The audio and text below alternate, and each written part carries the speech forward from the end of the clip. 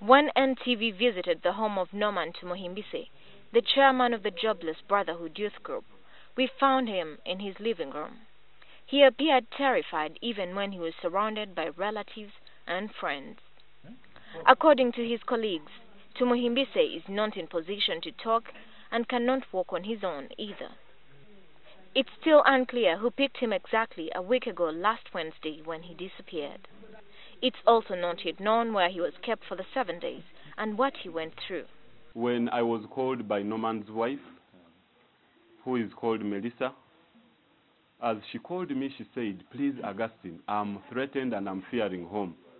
Said, what is happening is that the man has come. In an earlier interview with NTV, police spokesman Fred Enanga said he didn't know Tumuhimbise's whereabouts since he was not detained at any police station. Up to today, we still don't have any clear information.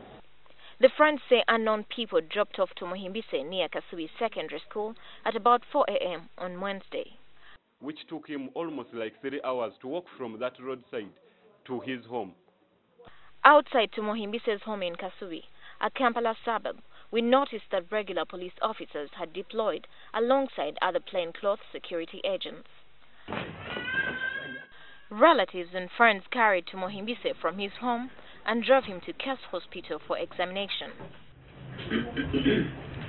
Had a problem with his eyes. They were swollen visibly, so we took him to see the eye specialist. He's much better now, rehydrated, and we've allowed him home.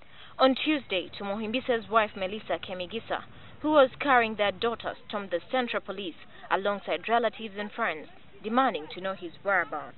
Don't touch me, you people, don't! This is my kid. As chairman of the Jobless Brotherhood, Tumuhimbise's youth group has been associated with the pig protest at the Parliamentary buildings. In fact, he went missing last Wednesday, shortly after yet another batch of piglets was dropped near Parliament. You remember he has been alleging that he was kidnapped on the 19th. Now, people who kept his vehicle said he parked it on the 21st of August at around 9:20 p.m. 40 minutes later, that same day, 21st August, his friend goes to Kawala police station and registers a case of disappearance. There could be a plan. Last month, Vincent Kagwa, a leader of the NRM Poor Youth associated with former Prime Minister Amama Mbabazi's presidential aspirations, also went missing under similar circumstances. He was also dropped off near his home after his wife and colleagues protested his disappearance. Similarly, Kampala police spokesman Patrick Onyango denied knowledge of his whereabouts.